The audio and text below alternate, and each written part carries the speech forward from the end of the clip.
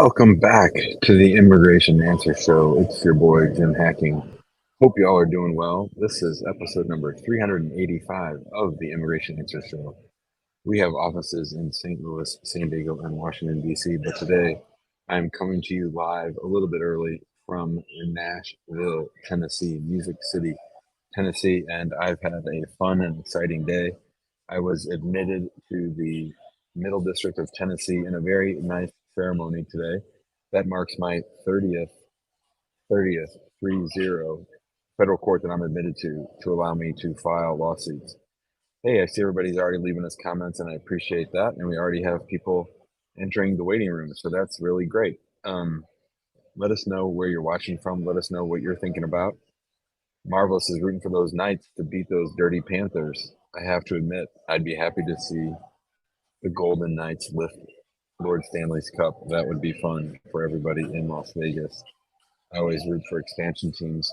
Speaking of expansion teams, our very own STL City soccer expansion team tied yesterday. I was at the game. I think that means they're still on top of the leaderboard when it comes to the West of the MLS, Major League Soccer. Let me post the link to the waiting room if you want to ask me a question. And then we'll just go ahead and get started. I might not go the full hour, but I am here at the airport for a little while longer. It's gloomy in Los Angeles. Say it's not so. Ella, come on. Los Angeles can't be gloomy. What the heck? Let's talk to one of our West Coast correspondents, Robert Padilla himself. Hello, Robert. Hey, Jim. How are you today? I'm great, buddy. How you doing? Pretty good. Just got a semi-quick question. We haven't heard anything back. We got our receipt in January from the case that we currently have. So we haven't got her work card. Her current work card through DACA expires in middle of July.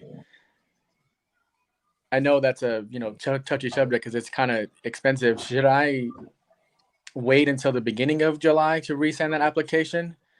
Just because I want to save that filing fee. How long does it take for them to send that automatic renewal? Well, it's actually an automatic renewal by operation of law, so you don't need to do it. Once you pay for the extension, once you pay for the renewal, you get the extension automatically. So I know it's expensive, but I would encourage you to do it sooner rather than later, just because you never know. You could pay it, and the next day the green card EAD shows up. So it's whatever you're comfortable with. Is she actually working? Yes. Yeah, then I think it's worth it to. I mean, I would wait till the very last minute, maybe the week before or 10 days before, and then file it. Does it come email that form, or is it mailed out like the extension letter? Once you get the receipt, that's the extension letter itself. I guess my question is because even in my current job, I onboard team members and I use Verify. I know how to process 766 cards, but nobody's presented to me a letter. I think they don't need to because it's automatic. Once you file for the extension, it's automatically granted. I don't know that you actually get an extension letter. I can check, but I don't think that you do. Because I know on the E-Verify portals, like it'll tell you, hey, this person's is expired, and you have to enter something in there. Mm-hmm. Yeah, I can ask around. I don't know because I don't deal with that.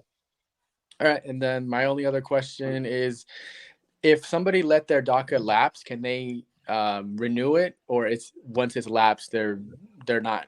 There's no processing it. My understanding is that they're not processing new applications, and I think they would consider that the new application if you let it lapse. Well, no, it's for I have a couple of team members that are trying to come back, but they let them lapse. So I'm just curious to see if there's any relief for them, but it doesn't sound like it. So no, I don't believe there is. Well, that's all the questions I have. Thank you, sir. Hi, Robert. See you, buddy. Miguel is here. Hello, Miguel. Hey, Jim. How you doing? Great. How are you doing? Good. I have a couple more questions today. The first one is regarding my spouse's change of last name. Do you recommend we change her last name? She wants to change her last name to my last name. Do you recommend that we do it before I petition for her, or just wait until after it's petitioned, or wait for her to get her citizenship? My general advice is to wait until citizenship. Okay. Okay, and then the other question is, does it look bad? So we just got married last month, and I know that if you get married right away, you get a 2-year conditional card. But if you wait more than 2 years, you get the 10-year residency card. Does it look bad if we wait the 2 years to just go straight into the 10-year permanent residency card? Does that look bad in terms I, of the use? it's not so much about looking bad. It's that I don't really try to play games with that. Whenever my client is eligible for a benefit, I want them to go get that benefit. I think there's way too many variables. You just never know what's going to happen. I would encourage you to start it sooner. What's her current status? So she's a DACA, and that was my next question. Is that considered to be no lawful status? What's no status? So how did she enter the United States? She came here with her parents when she was like 3 years old, and then this Okay. year and earlier this year we did advanced parole. We went to visit her family, and we came back. We were paroled in Sacramento. Yeah. So, dude, you should play no games with this. You should file that thing yesterday. She's someone who's barely here. DACA could go away at any time. This is there's no doubt in my mind that you should file for the green card right away. Okay. Now, I did have a question. Wait, can I ask you a question? Can I ask you a question real quick? Because we're having a little debate in the office. From the time she filed her DACA AP to the time she got it, how long did it take? It took 3 months and like a week. Okay, perfect. That's what I needed. Okay, thank you. Go ahead. Sorry. Yeah, and my sister-in-law did DACA as well, and hers took 3 months exactly. Yeah. Yeah. So the other question is, so we have 2 kids together. We've been together for a while, but we just got married. And during the whole time of COVID, my job sent me home, working home permanently, work from home. And so we have 2 different addresses. Makes sense. Like our addresses were not the same. On file, our addresses were not the same, but we've been living together, but just not like I go stay at her house, and then she would come stay at my house. But we were together, but I don't know how to explain that when I petitioned for her. Well, why did you do it like that? Because we were going back and forth. I live an hour and a half away from her, so she would come up and stay here with me, and then I'd go down there, stay with her, and then because you didn't have to be at work or anything. You could just work at her house. Yeah, I can work wherever. And then she ended up once we got pregnant, she couldn't work anymore, and so she didn't work for a while. And then she got another job. It was work from home also. But my job kept telling me that we were going to go back to work, and so I didn't want to lose my rental property up here, so I didn't let go of it. And then so we just been going back and forth between both of our places, staying basically in both of our places. Even after you got married? No. Now that we're married, right now we're in the process of transitioning all of our addresses to this address here. And I'm still working from home, but my job told me that we're going to go back to work soon. So this is going to be our permanent address. But even so like now, I'm not. Does she sleep at your house now? Well, she sleeps here, and then I also sleep at her house. If that makes sense. So, well, I mean, the big issue there is always, what if USCIS comes knocking one day to ask, where are you guys? And they show up and you're not at that house. Yeah. So I think in the short term, you guys need to pick a place to stay more like 90% of the time. Okay, but would USCIS question that we had our addresses separate? Because her doc, we always just kept her address because there a lot of the times, like 40-50% of the time we were there, and we were here 40% of the time. So she just kept her DACA address as her home address. Whatever the DACA address is, the address you should list for her 5 years of addresses. You want those to be exactly the same. Okay. But then you need to pick your address, and you need to have her start staying at that address most of the time now until she gets her green card. Okay, so we just switched her address to my address in DACA, but I just want to make sure. I wanted to ask if they would have issues with Yeah. the fact that No, I mean people live apart until they get married all the time. That's not a big deal. yeah, but we have kids. We had two kids together. Same, doesn't matter. Okay, okay, cool. All right, thank you, Jim. Those Hi, are the only Miguel. two. See you, buddy. Yeah, appreciate your help. Have a good day. See ya. Let's say hi to Mohammed. Hello, Mohammed. Hey Jim, how are you, buddy? Good. What's up? I think you remember me. I spoke to you 2 weeks ago. I No. remember your face, but not the issue. Anyway, I Was it a told you lawsuit? I was no, yeah, about lawsuit. You remember I got DUI after a while. I'm waiting for my ceremony after the interview when I passed the interview, Yeah. and I've been waiting almost 612 days. Today, Mhm. 613 days, and you told me we can sue USCIS. We get like interview. Yep. So, and you told me to speak to your office. So I spoke to your office, and then uh, same day I got a call from attorney, and he said, "Why did you apply for the N400?" I said, "Why?" He said, "You're not supposed to apply for N400." Uh, you hear me? Jim, you hear me? Sorry. Yeah, something happened. You Sorry said about your that. lawyer said you're not supposed to apply for the lawyer said you're not supposed to apply for the N400. Why? Because he said you have to wait 5 years, even DUI, even if you are. So I didn't. Okay, I told him that the attorney he got me dismissed from my DUI. I spoke to him the other day, and he told me that I didn't I wasn't guilty. Let me tell you this. Give me a second. Just 1 minute, please.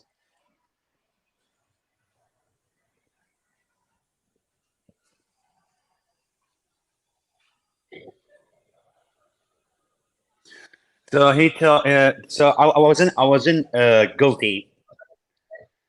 They put me on a pre-trial something like Diversion. that. Diversion. Yeah, yeah, diversion. So your attorney told me you're not supposed to apply for N400. You have to wait 5 years. I said, but I spoke to Mr. Jim and he told me to call the office. He said, let me look at the video.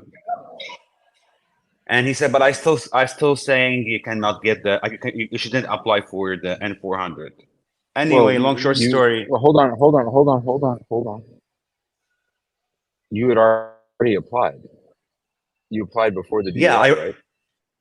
I applied before the DUI and I did the interview, and then after while I'm waiting for my ceremony, I got a DUI, and they put me on probation, so they canceled my ceremony. I understand. So what's the question? What do you want to know? And then after I got dismissed, my case got dismissed. I reapplied for again for N400, and Oh, right. and I've been waiting for almost 10 months, 11 months. No, 10 months. So your attorney told me you shouldn't apply for N400. You should wait 5 years. So I'm confused. You can do whatever you want, man. I'm not trying to talk you into anything. I told you before, and I'll tell you again. We have had people with one DUI, a simple DUI with no injuries, get their case approved when it happens during citizenship. But you can either withdraw the N400 you have and withdraw the new N400 you have, or since you've already paid the filing fees, you can roll the dice and see what happens. That's it. It's your decision. I'm not trying to talk you into anything. I just want you to make a good decision. You can decide whatever you No, no, no. want. I'm sorry. There's What's an your argument advice? What's your advice? I'm not giving you the advice. I'm not telling you what to do. I won't tell you what to do. What I'm telling you is that you have to make a decision. Do you want to roll the dice and see what happens on your N400, the ones that you have on file, or do you not want to? Or you just want to see what happens? That's it. I mean, you're sitting here counting the days, waiting for your naturalization. I'm not trying to talk you into anything, but I'm also not going to make the decision for you. You have to make the decision. What I'm telling you is that they've waited too long from your interview to give you a decision. that you have the right to go into federal court and ask them to force USCIS to decide the case. You just have to be ready for the answer. I can't tell you do A, B, and C and you get your citizenship. I can tell you No, no, no. I'm I can sorry. get you a Don't get me decision. wrong. Yeah.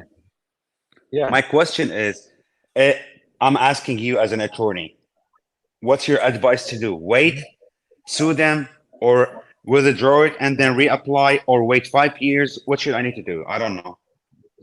You have to decide. I know you tell me It's which one, obviously no, I won't tell you. I don't do that. I don't tell people what to do. I lay it all out there and let them decide. It's your decision.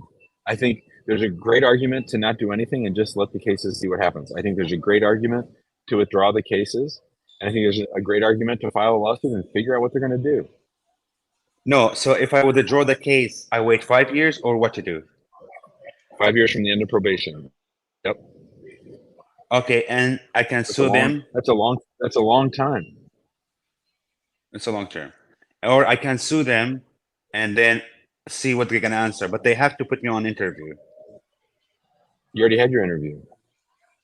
They might I'm just issue a sorry? decision. You already had your interview. You already got approved. Your old I got N400 is still on approved. file. Yes, but it said cancel. Already canceled. Yeah. But the new one, The ceremony got canceled, right? yes, the ceremony got canceled. Right. So that original N400 is still on file, and they could approve it or But it deny says it without cancellation. another interview. Cancel the ceremony. That doesn't mean anything. It just means your case is still pending. The case isn't over. So maybe they just call me, they said come to the ceremony, or I have to redo the interview, or what what they gonna do? Either of those, or they might deny it and say you have bad moral character. You got a DUI during the 5-year Without period. interview.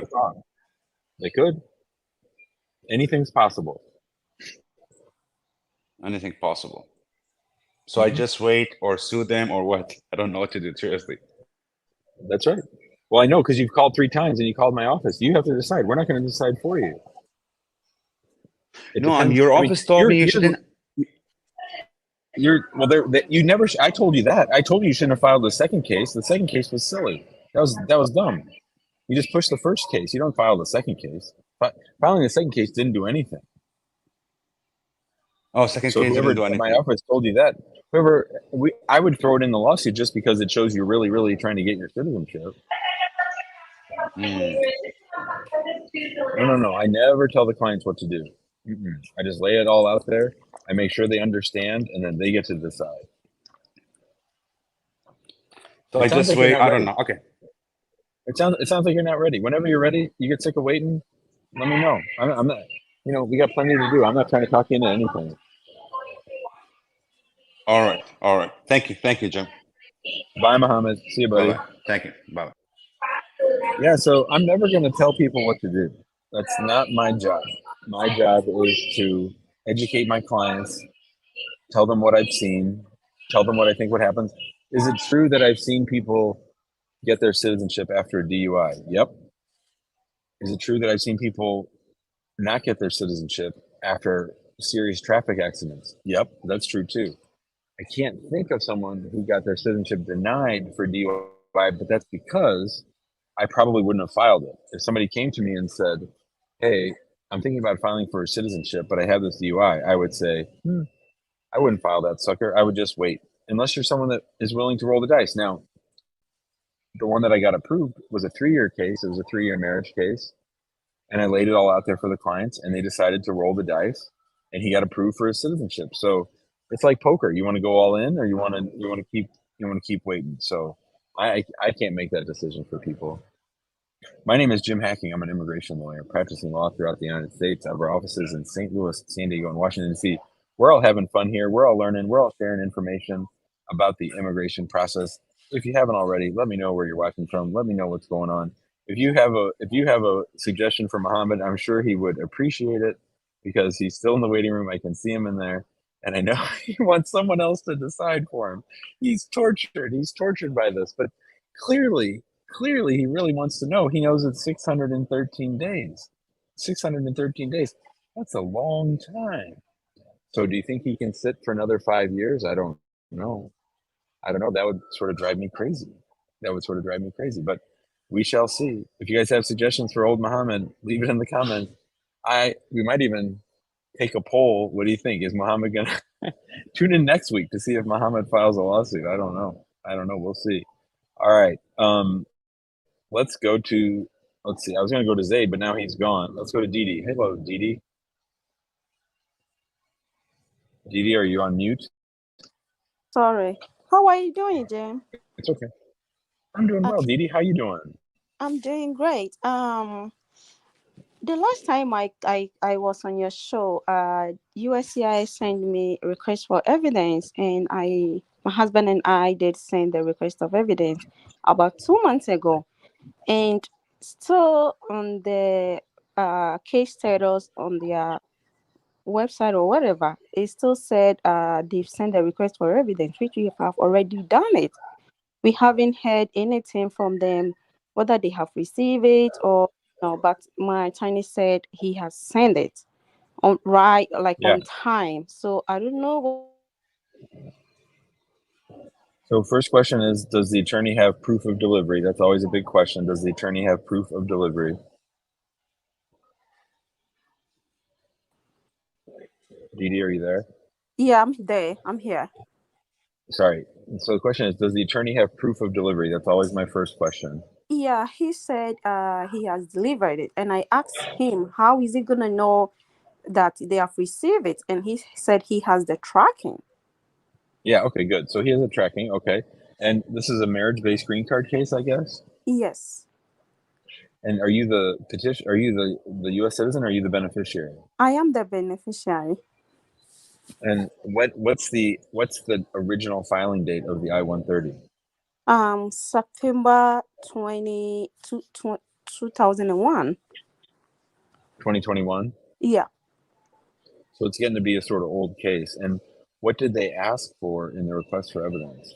They did ask for evidence of the marriage and my medicals. Mm-hmm. So to me, I should make a video about this. When somebody gets an RFE asking for more marriage evidence, that tells us a few things. Number one, it tells us we didn't file a strong enough case. Yeah, when we were filing, we just filed the paperwork. We didn't include any marriage evidence. Did you have a lawyer at that time, or you got the lawyer later to help you with the RFE? No, we did have a lawyer at that time. Well, why didn't the lawyer submit marriage evidence at the beginning? I don't know. He did file the paperwork, yeah. So I had my my work authorization, and on the March they sent us the RFE for the marriage evidence, and we did send a bunch of them because we have everything together. So we did send it to them, and for about 2 months now we haven't heard from them. But the attorney said he did send it to them because he Yeah, even let me know. Yeah. that's not unusual. I'm not too worried about that. Mm. Did you say you did get your work card, or you didn't get your work card? I did have it long ago. I did have my work card long ago. Okay. So Yeah. I don't know. I think when you send in the RFE response for more marital evidence, it's sort of like starting over. So I think you probably have a while longer. Oh, okay.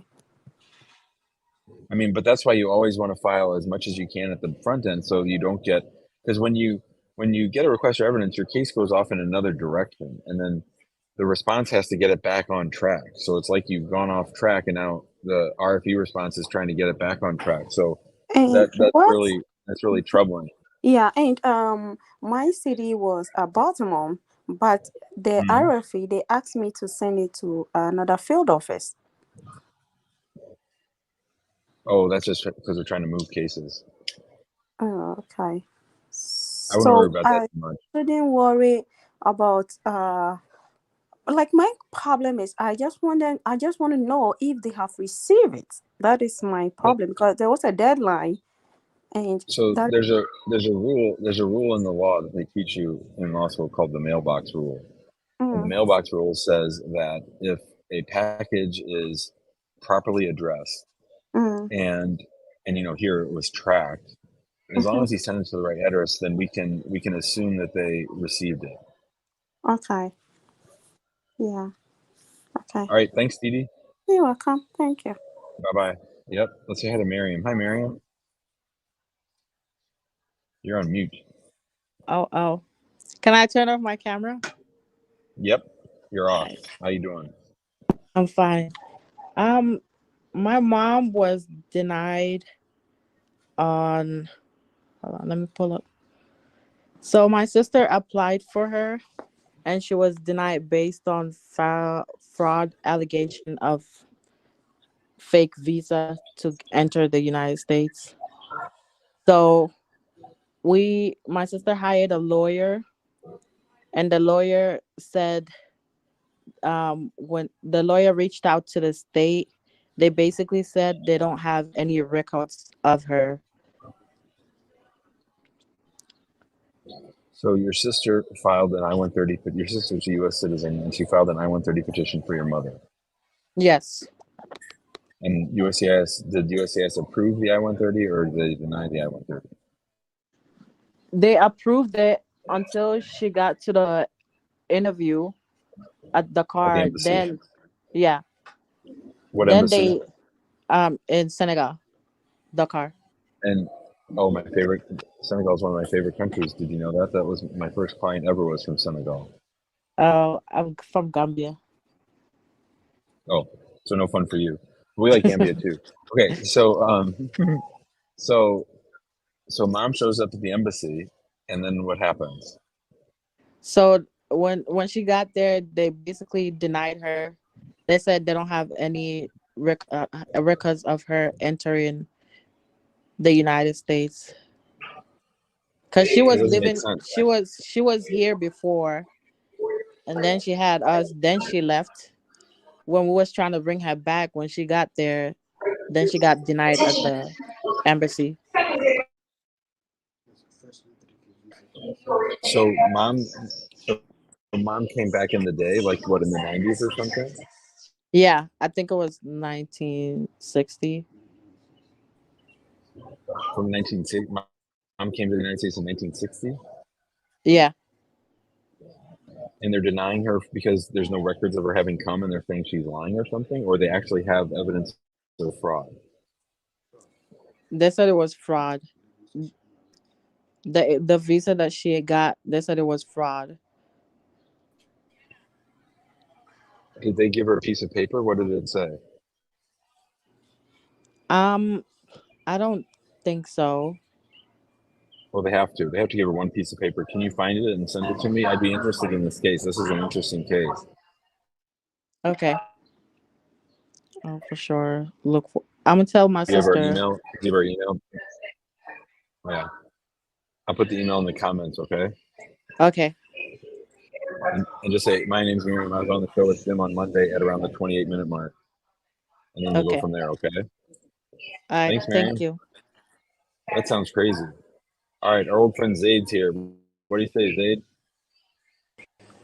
How you doing? Assalamu alaikum. How are you doing? I'm doing pretty good. How are you? What's up? So I had a quick question. So how long would you say the USCIS process, NVC, NBC, and the embassy, how long would you say like each one would generally take?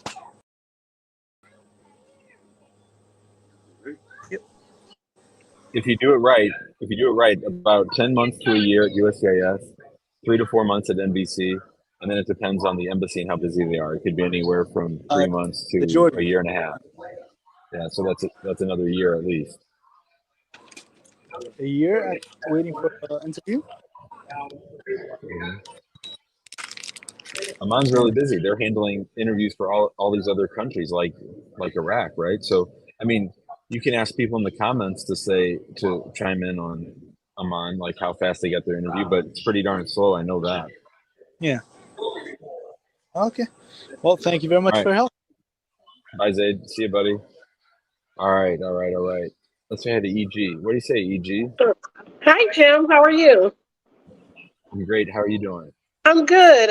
You actually spoke to my husband and I, Prince, and you actually nicknamed me Princess after him. It was when I was visiting him in Ghana just last month. And so I wanted to come on here. I'm back in the US, but I had a question because you said we have to be very careful about me spending time there with him because that may hurt our Waiver. I-130 Waiver. petition. That's what we're filing right now. And so I wanted to know because, you know, since we are married, it's hard to not spend time with each other. So I try to fix my schedule where I can get there at least twice a year. So that just every 6 months. So I was just there in May because he and I share a birthday in May. And I want to go back in December so we can spend the holidays together. But I wanted to know from you, is that okay or should I not go? Now, if I remember correctly, there was something with old Prince's prior case, right? Like there was some kind of a fraud finding or something, right? Mm-hmm. So it's not so much the I-130 that I'm worried about. It's this. So his case is not going to be treated like everybody else. So if his case were treated like everybody else, if he didn't have that fraud finding, then you would file the I-130, you'd get it approved. It would go to the National Visa Center, then you'd go to the embassy, and it would get approved. Right? Mm-hmm. But for him, we think, I mean, I think what you and I talked about was you were going to handle the I-130 and then maybe we would take over after that and help with, like we want to argue that he doesn't even need the waiver if there wasn't any fraud. So Exactly. first we want to attack it there.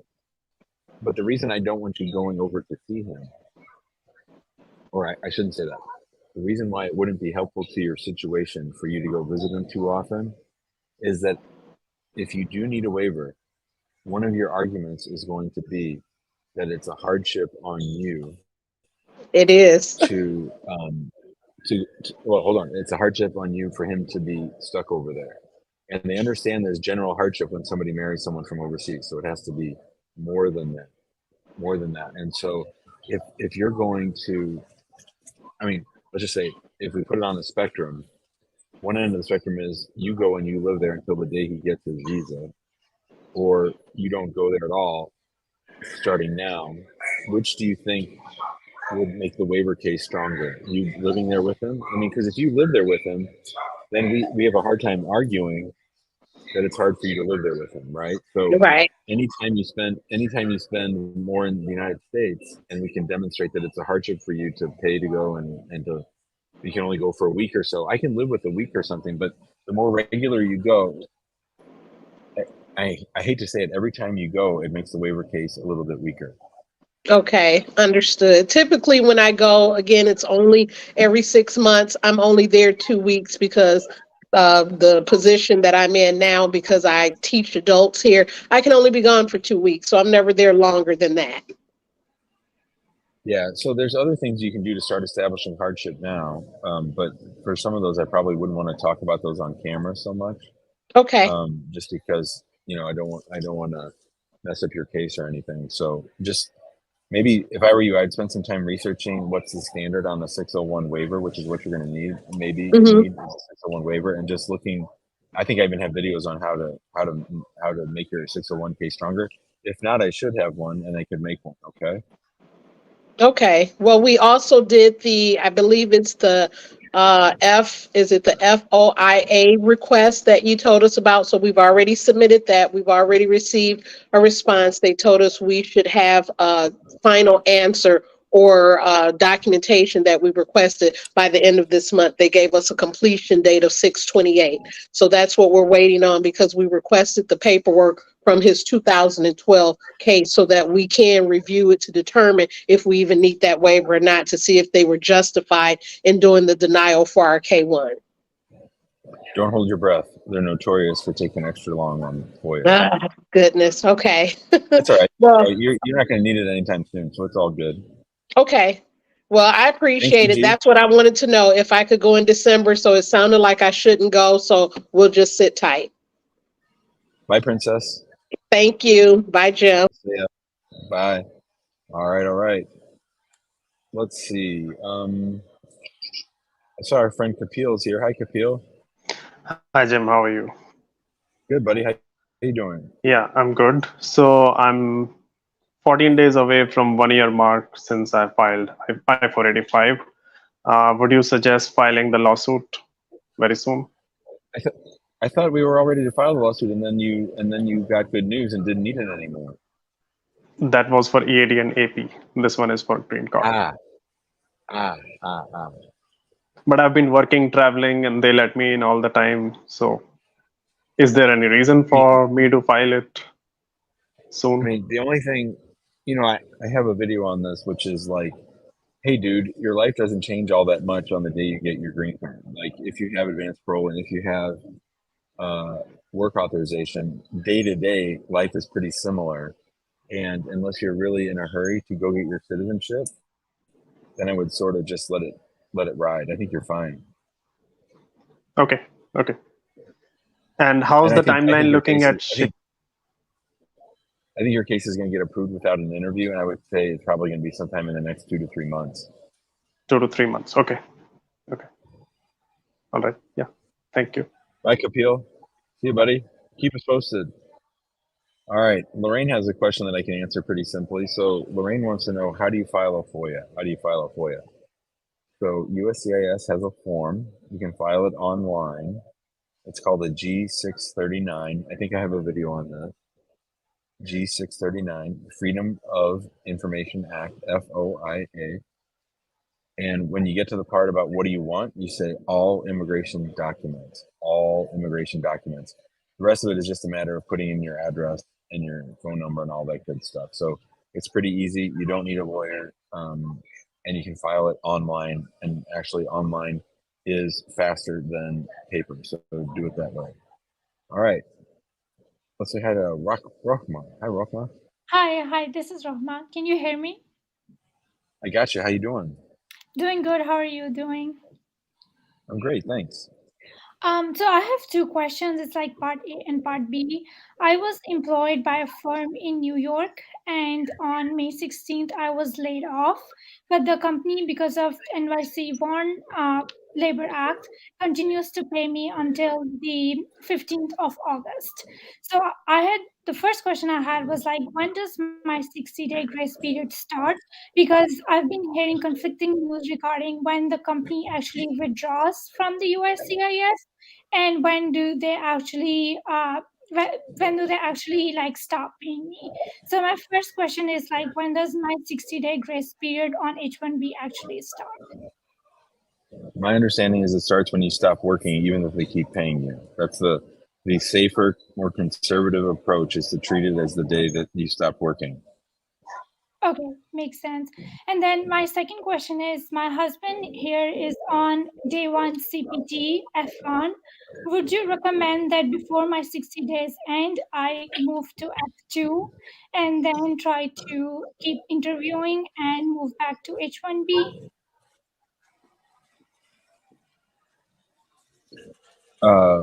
Are you having a hard time?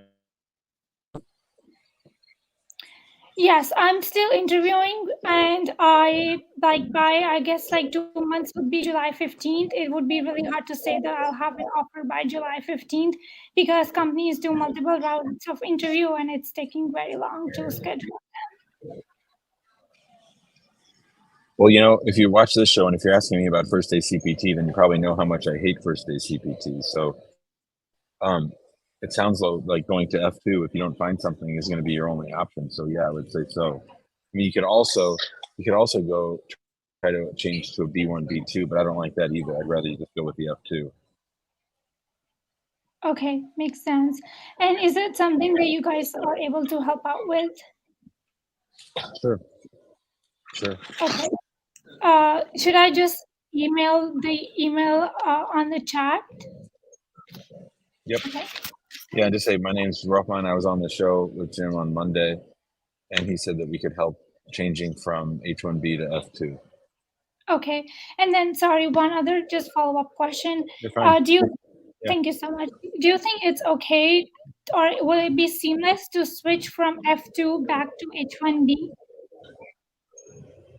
Well, seamless is a tricky thing. Seamless is the tricky word there. Do I think it's possible? Yes. Do I think it's going to be clunky?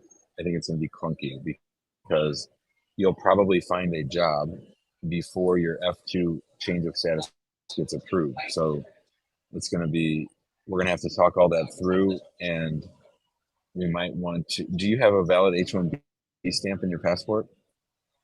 No. No. Yeah. So that's going to be tricky. We'll have to talk that all through when the time comes. But it's not the easiest thing to pull off, and there might be arguments for you to go overseas and get a stamp if you get your new H-1B. Okay, makes sense.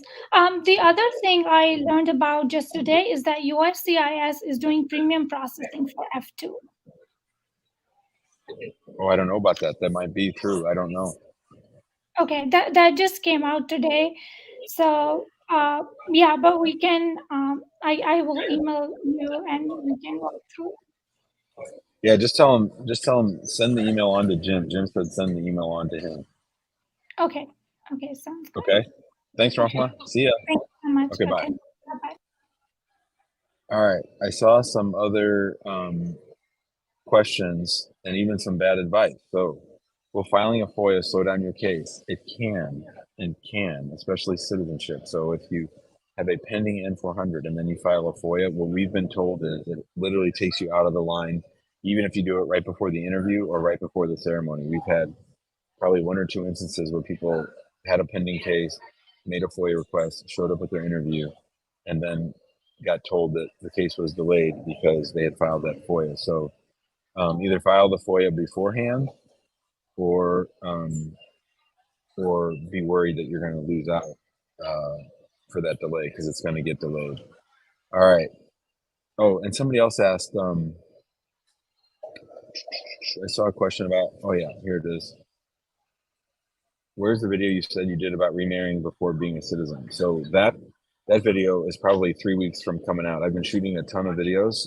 I have videos done all the way, 3 a week, all the way up through the end of July or middle of July. So that's probably coming out right around the 4th of July, right around then, Wigology.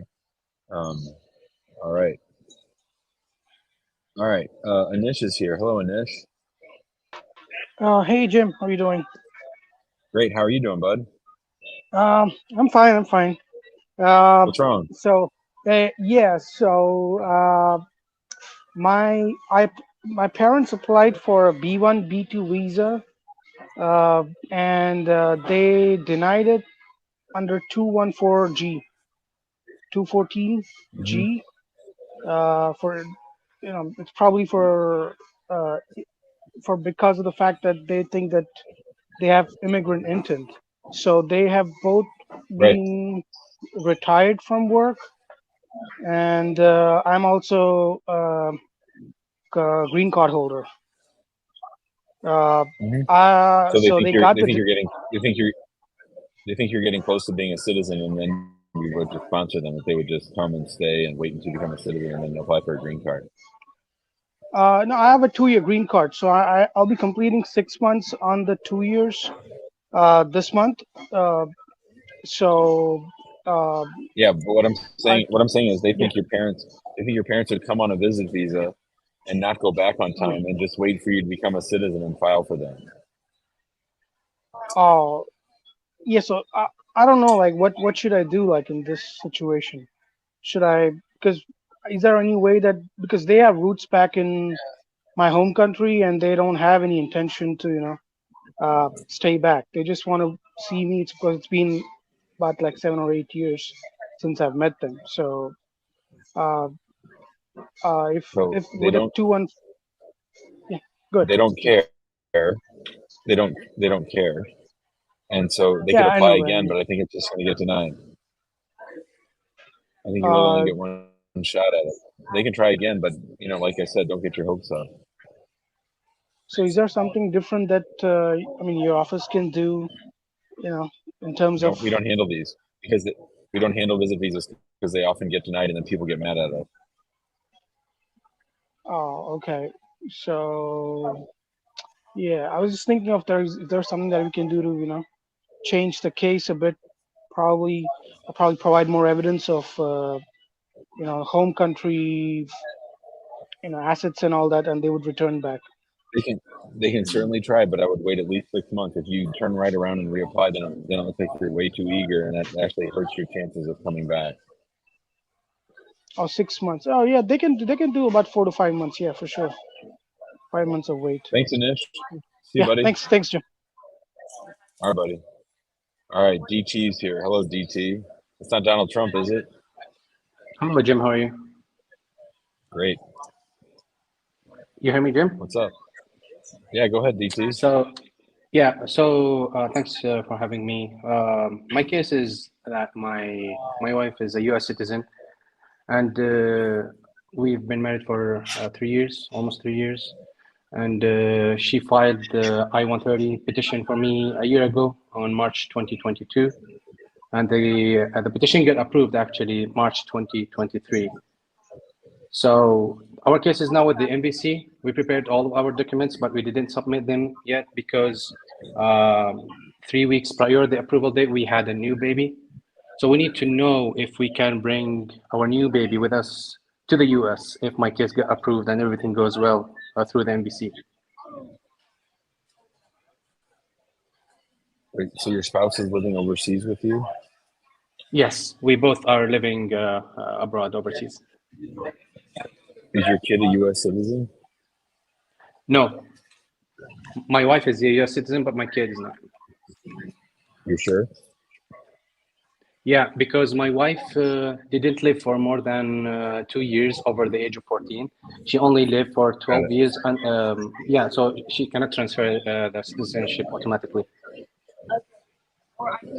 So she hasn't lived after the age of 14 in the United States enough to transfer citizenship from herself to the Exactly, kid. exactly.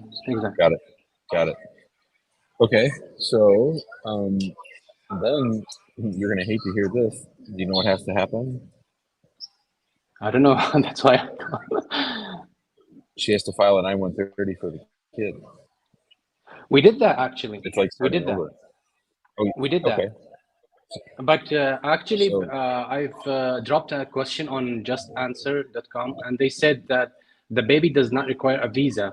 And when I asked why, they said he goes under a waiver program. But when I read that waiver, I didn't understand that, to be honest with you. It's news to me. I think the kid needs a visa. Yeah, and the waiver says it's very long paragraph, but the meaning of it is that as long as the baby is under 2 years, he can enter with his mom during or at the first arrival or return back to the US. Well, I'll tell you what. If you send that to me, DT, in an email, I'll look it over. That's something I should know, don't you think? Okay, I should send it to info at. Yeah, but say I was DT. I was on the show at the 45-minute mark. All right, I will send it with the link of this waiver thingy. Thanks, DT. See you, buddy. Thank you very much. Bye. All right. Divya's here. Hi, Divya. Hi, Jim. How are you? Great. How are you doing? I'm good.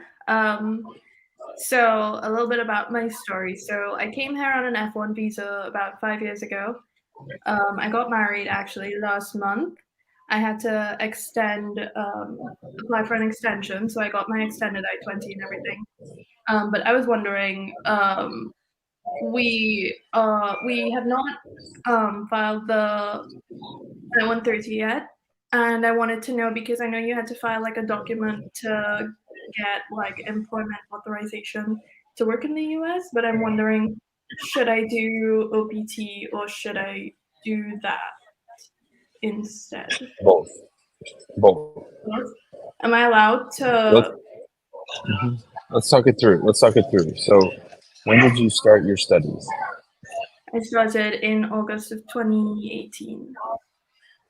And have you graduated yet?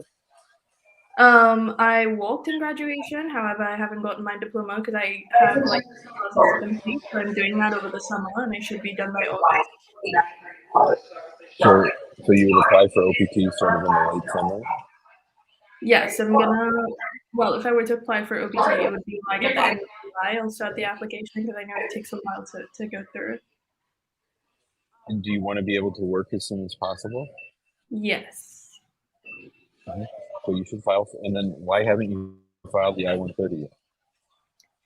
Well, we're in the process of getting all of the well, my wedding pictures just came in. We got married a month ago.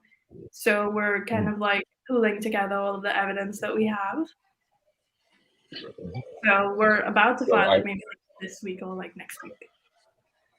So let's just remember everything you need to file on your marriage case: your I-130, your I-130A, your 765, which is the work card, the 131, the travel document, the I-864, which is the affidavit of support from your spouse, and then the medical exam from the civil surgeon. So you're going to file all those things.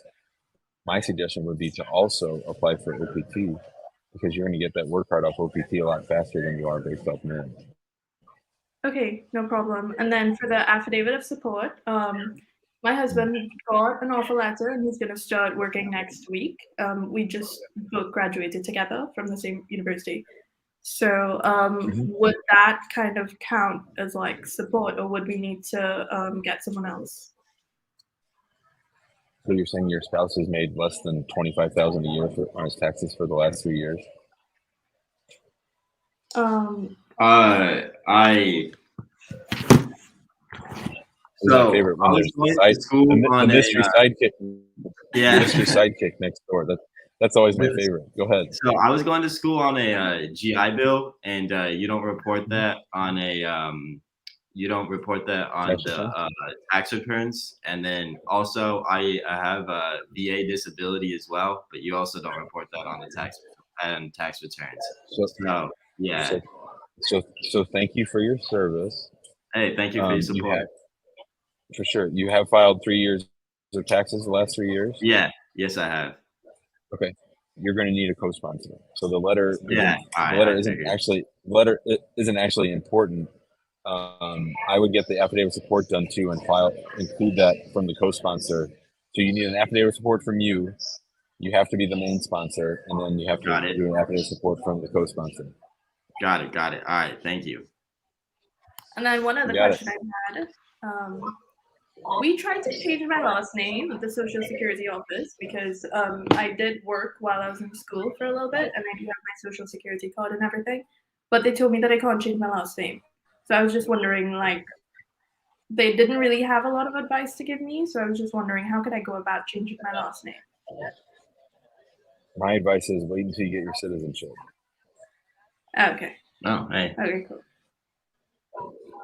It's better to keep your immigration record clean all the way up through naturalization, and then it's just easy. And if you get a federal order from court, it's the best thing you're going to have changing your name wise. Okay, great. Can I ask one quick question? Uh-huh. Can I ask one question? You said you worked in college. I assume you mean on campus as part of your F1. Yeah, on campus. I had like a part-time job with the school. So it was like on my F1 team. So, yeah. Great. Thanks so much, Divya. Thank you. Good luck, guys. All right. Let's say hi to Fasting. Fasting here. Hello, Fasting. Hey, Jim. How are you? I'm good, buddy. How you doing? Can you hear me? Yeah. I had a question. I can hear you. I think I've talked to you about this before. It's regarding my sister's citizenship. The answer came in. They said that she's eligible and she's going to go to the ceremony next month. She did a mistake. I don't know if you remember this, but she did a mistake when she applied to register for vote. Even though she was 17 at the time when she became 18 today. So she was 17 and when she registered to vote. When she goes to the naturalization ceremony, is she going to tell them that she registered to vote? I'm sorry, you've lost me. What happened now? So they already know that she registered to vote, or they don't know that already? So the thing is that my mom became a citizen. My sister applied for a certificate of citizenship based on derivation of citizenship. Never mind. I'll explain it again. My mom became a naturalized citizen. My sister applied for a certificate of citizenship based on the fact of derivation of citizenship. She was below. She was below 18 at the time, and 2 months ago, she just 2 months ago, she registered to vote because some people at the school. Hold on. Yeah. Has she? Okay. What immigration benefit has she now applied? 600 on file. She has a 600 on file. Well, 600 on file, yes. And it got approved. It got approved, yes. Okay, so she was a citizen by operation of law. Yeah. Before she registered to vote. I think so, yeah. Well, okay. Listen, this is too important stuff to be talking about like this, just half-ass you and me on the phone. Like you need a timeline, you need to do research. There's all kinds of stuff you need to check to see. I can't tell you whether this is okay or not. Oh, okay. So let me just give me 2 minutes, and I'll explain like really quickly. So my mom. I'm not gonna be able to give you an answer. I understand the timeline, but it's messy. I'm not going to tell you one way or the other whether it's safe. Well, okay. So can I give you like a rundown really quickly for like a minute? Go ahead, but I'm not going to give you an answer. Go ahead. Okay. So all of my family entered on 2015 on a green card visa through the lottery. My sister has been under the custody of my mom for her whole life. In 2022, my mom became a naturalized citizen. My sister was below 18 years old. And then afterwards, 1 month after my mom became a naturalized citizen, my sister applied for a certificate of naturalization through N600. Sorry, certificate of citizenship N600. We submitted the evidence with the N600, and 2 months after she submitted the N600, she registered to vote in her school.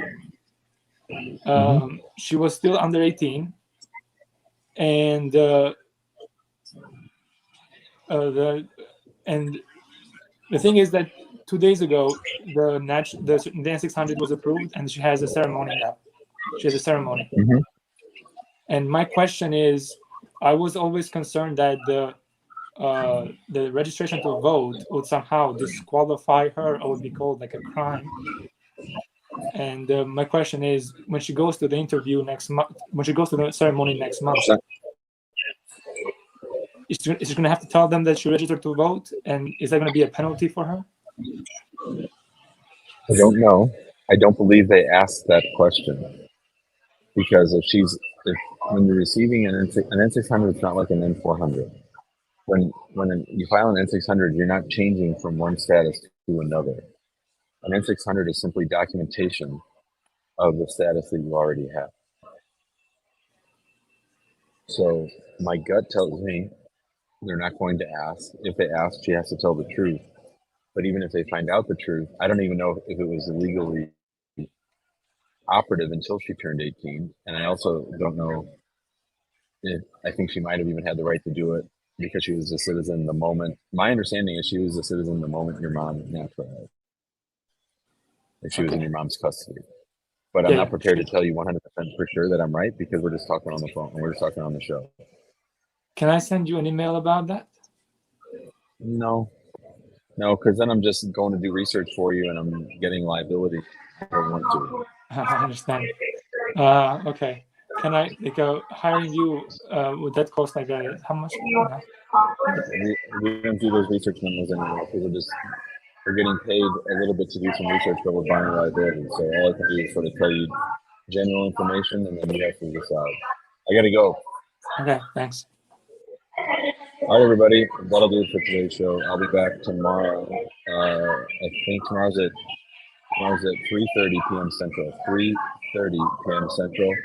I hope you all have a good night. 3:30 p.m. Central. And if you have a minute, you could leave us a 5-star review, reviewhackinglaw.com. We would appreciate it. Reviewhackinglaw.com. A quick little 5-star review would help us a lot. Thanks, everybody.